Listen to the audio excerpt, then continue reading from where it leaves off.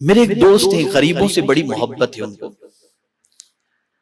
آج ہماری پوزیشن یہ ہے، مجھے یاد ہے میرے ایک دوست کو چند شادی کارڈ دیے گئے ایک صاحب کی طرف سے، اور ان سے کہا گیا کہ میرے یہاں میرے بچے کی شادی ہے، یہ شادی کارڈ لیجئے آپ، اور اس چیز کا خیال رکھیے گا ہر کسی کو یہ شادی کارڈ مت دیجئے گا.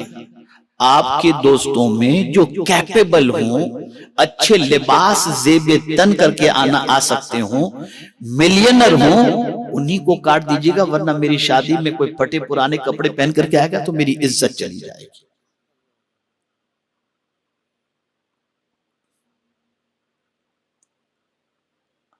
اب میں آپ سے پوچھنا چاہتا ہوں، کیا ہمارا مزاج آہستہ آہستہ سب کا یہ نہیں بن رہا کہ ہم مالداروں سے بہت محبت کرتے ہیں، غریبوں سے بالکل، غریبوں کو حقارت کی نظر سے دیکھتے ہیں؟ مینٹلیٹی بنتی جا رہی ہے، سوچ بنتی جا رہی ہے.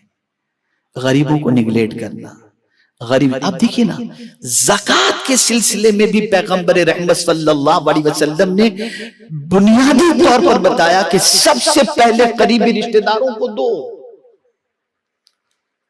تو وہ مستحق زکوٰۃ ہوگا تب نا، اور جب مستحق زکوٰۃ ہوگا تو غریب ہی ہوگا. تو پرائیورٹی غریب رشتہ دار کے بارے میں فرمایا گیا. لیکن ہمارا اگر غریب رشتہ دار ہے، اوائڈ کرتے ہیں، ڈسٹینس مینٹین کرتے ہیں.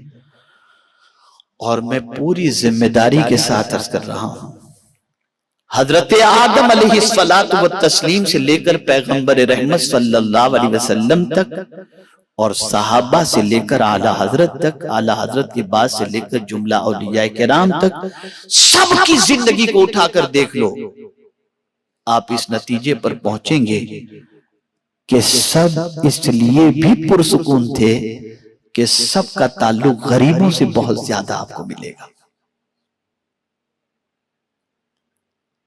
غریبوں سے. حضور صلی اللہ علیہ وسلم سے رب نے فرمایا وَلَا تَعَدُ عَيْنَاكَ عَنْهُمْ، میرے محبوب ان غریبوں سے اپنی آنکھیں پھیرنا مت، اس لیے کہ ان کے دل کا قرار تمہاری نگاہیں ہیں. مزاج عطا کیا گیا، سوچ عطا کی گئی. اب جب میں اس حوالے سے آپ کو ایک جملہ عرض کروں گا تو آپ کا ایمان تازہ ہو جائے گا. اگر کچھ یاد رہے یا نہ رہے، اس جملے کو ضرور یاد رکھیے گا. عزت چاہیے نا، سکون چاہیے نا، اور ہم کہاں سے عزت مانگتے ہیں؟ کوئی سرمایہ دار ہمیں سلام میسج پر بھیج دے تو ہم دوستوں سے کہتے ہیں یار آج ان کا سلام آیا تھا، میسج آیا تھا ان کا. کوئی منسٹر، کوئی سربراہ مملکت، کوئی بڑا آدمی، کوئی بڑے شیخ، کوئی بڑے پیر، کوئی بڑے بزرگ، کوئی بڑا سرمایہ دار اگر ہمیں دعوت دے دے تو ہم 50 کو کہتے گھومتے ہیں انہوں نے مجھے رسپیکٹ دیا، انہوں نے مجھے سلام بھیجا. یہ ہماری مینٹلیٹی ہے. لیکن غریب اگر سلام بھیجے، سلام کرے تو جواب دینے کا بھی ٹائم نہیں. اب یہ جملہ زندگی پر یاد رکھیے گا. فرمایا گیا تم غریبوں کو عزت دو،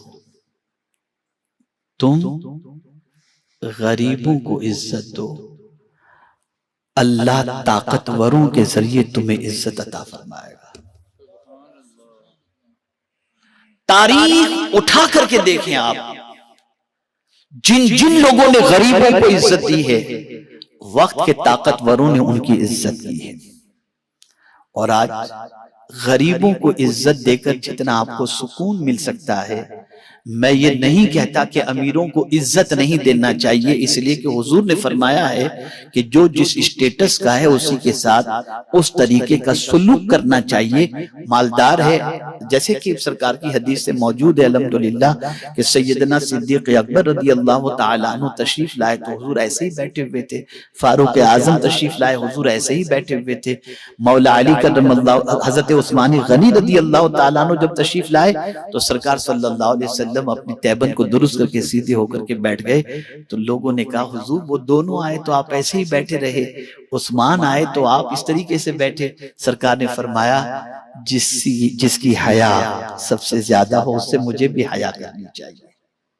تو اگر کوئی سوسائٹی کے اندر قابل قدر شخص ہے تو اس کا خیال کرنا، اس کے اسٹیٹس کے ساتھ اس کے ساتھ بیہیویئر کرنا یہ غلط نہیں ہے، لیکن غریب کو نظر انداز کرنا اور غریب کو حقارت کی نظر سے دیکھنا یہ ایسی چیز ہے کہ اس سے آپ کی زندگی کا سکون ختم ہو جائے،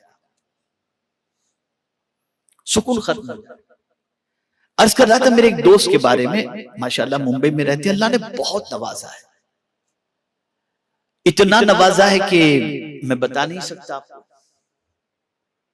لیکن آج بھی وہ سفر کرتے ہیں بس کے اندر، آج بھی وہ سفر کرتے ہیں آٹو رکشہ کے اندر۔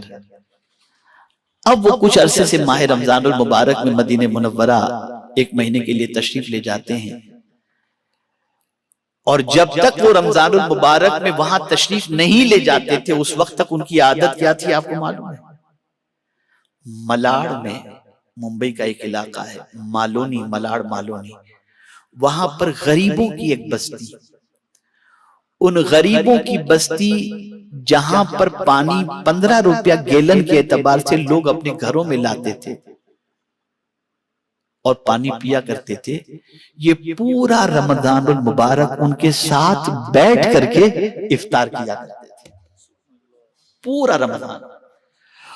اور جب کشمیر کے اندر بہت زیادہ ٹھنڈی ہوتی تھی اور کشمیر کے لوگ ممبئی کی طرف رخ کرتے اور آ کر کے مختلف علاقوں کے اندر وہاں کے غریب لوگ جو ہے وہ اپنی زندگی کے ایام گزارتے برج کے نیچے جھوپڑ پٹی کے علاقے میں، تو میں ان کے ساتھ خود جایا کرتا رات کو سوئے ہوئے لوگوں کے اوپر کمبل ڈالنے کے لیے۔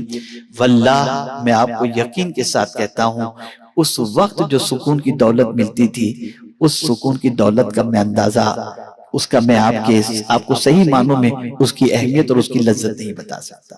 آپ زندگی میں دیکھیے، ایک اور چیز میں آپ کو بتاؤں، ہم نے سمجھا کھا کر سکون ملے گا، اور میں آپ کو پورے چیلنج کے ساتھ کہتا ہوں جتنا کھلا کر سکون ملتا ہے اتنا کھا کر سکون نہیں ملتا۔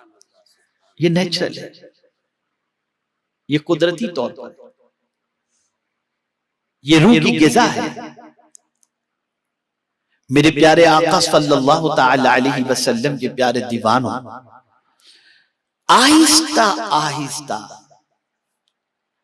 ہم مادی چیزوں سے اتنے قریب ہو گئے، اتنے قریب ہو گئے، اتنے قریب ہو گئے کہ اب ہمارے دل کی پوزیشن یہ ہے کہ ہم نے انہی کو سب کچھ سمجھ لیا اور ہمارا تعلق اپنے رب سے بالکل کمزور ہو گیا۔